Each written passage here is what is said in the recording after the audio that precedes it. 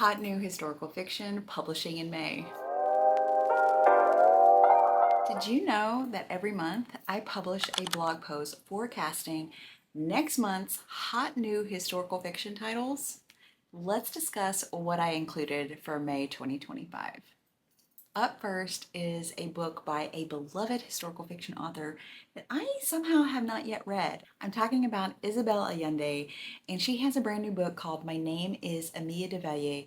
This comes out on May 6th from Ballantine, and it is the story of a young woman who is the result of a torrid affair in late 19th century between an Irish nun and a Chilean aristocrat.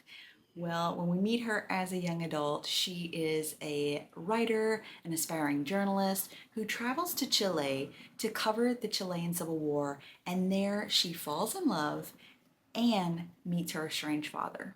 It sounds really intense, and I know everyone loves Allende's writing, so I have a feeling I'm gonna love it too. The Lady's Road Guide to Utter Ruin by Allison Goodman comes out on May 6th from Berkeley.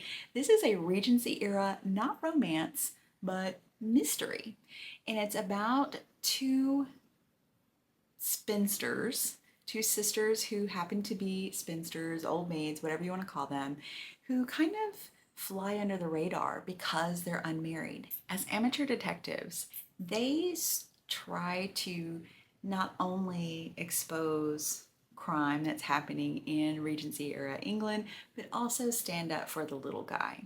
Well, they invite a young woman and her lover into their home, and when they do so, it invites danger into their lives. It's described as a cat and mouse game, and if I recall, I believe I've read one of Goodman's books, and it was very witty and fun too.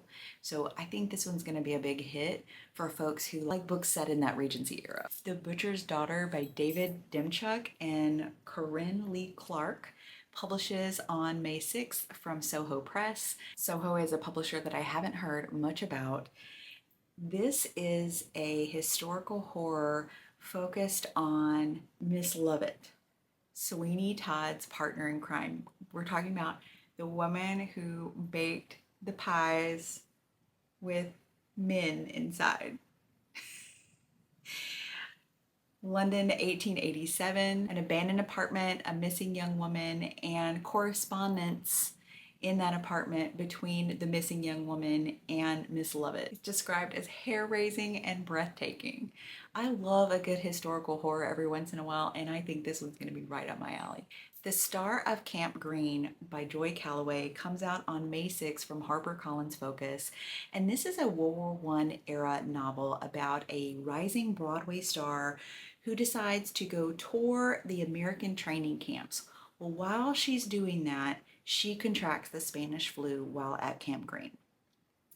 She is ordered to stay at the camp, ends up falling for the man who orders her to stay there, is somehow involved in a kind of mysterious secret mission, and something happens where she ultimately, it sounds like she has to choose between the man she loves and her secret mission. I don't know. It sounds good. I've read Calloway's books before and enjoyed them. I found them entertaining. So I think this is one to look out for. Where the Rivers Merge by Mary Alice Munro comes out on May 13th from William Morrow, and this is for fans of Southern historical fiction. It's set in dual timelines, early 20th century, late 20th century, and it's focused on one woman and her home in Low Country, South Carolina. It's described as having like this evocative landscape and a sweeping multi-generational family saga. It's really focused on this woman's relationship with the land that she loves and owns. The Devil Times 3 by Ricky Fain. This comes out on May 13th from Little Brown and Company, and it sounds, I don't know if I would classify this as historical horror, maybe, I don't know. It's about a woman who, while on board a slave ship en route to the US, accompanied by her dead sister's spirit, encounters the devil and strikes a bargain with him. Well, her deal with the devil doesn't end when she dies. It goes well beyond her years, and her descendants also have to eventually have their own dealings with the devil. It's described as being steeped in spiritual traditions and oral history of Black diaspora. The Girls of Good Fortune publishes on May 20th. This is the latest from Christina McMorris, another beloved historical fiction author. This is set in late 19th century Portland, and it's about a young woman who is half Chinese, half white, who's been passing for white amidst a environment of hostility against Chinese. Well, she wakes up one day in a cell within a labyrinth of tunnels underneath Portland's Chinatown.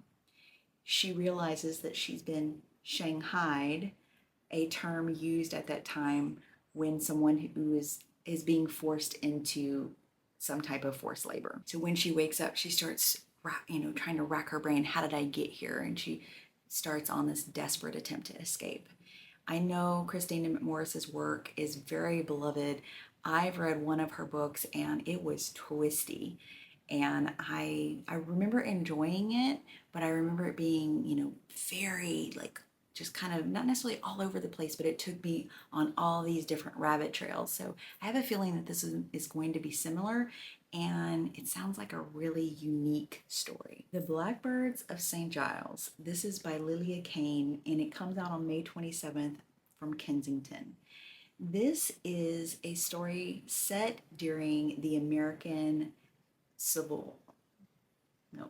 set during the late 18th century, during America's War for Independence. It is about two enslaved siblings who survive the American War for Independence and go to London in search of their fortune. Has a Jamaican setting, a New York setting, and a London setting. And it's described as being a page-turning, immersive story of survival, betrayal, secrets, and the quest for true freedom.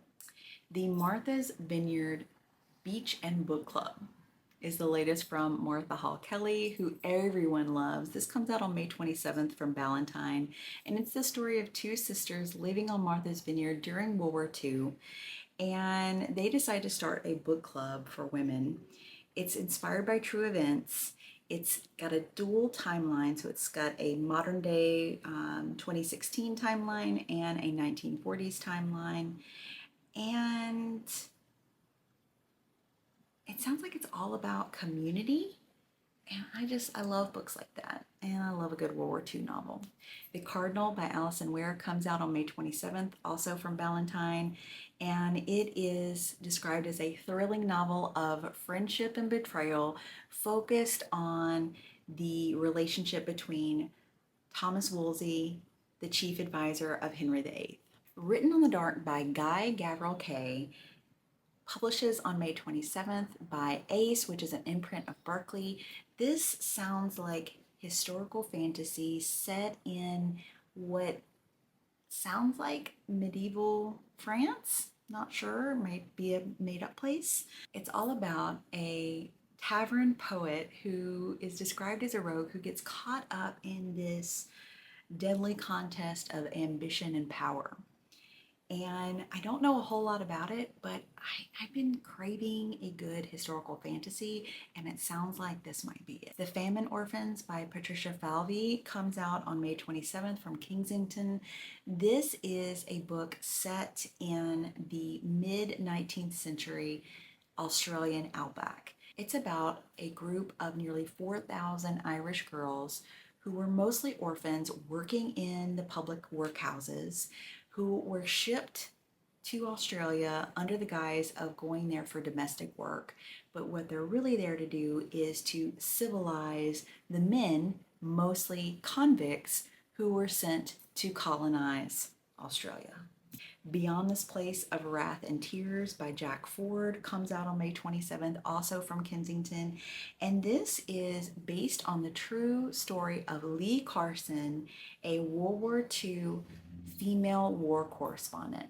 It's set in the mid-1950s, and the mid 1940s. So there's a dual timeline, single point of view. And when we first meet Lee, it's the mid 1950s. She's kind of disillusioned with her career. She's missing that period of World War II when she was a frontline war correspondent. Well, she stumbles upon a secret involving a Russian spy and she gets that spark back. I want to hear from you. Do any of these sound good to you? If so, which ones? Which ones were already on your TBR? Which ones have you not heard of yet? I love to hear from you in the comments. So please let me know if this is something you enjoyed.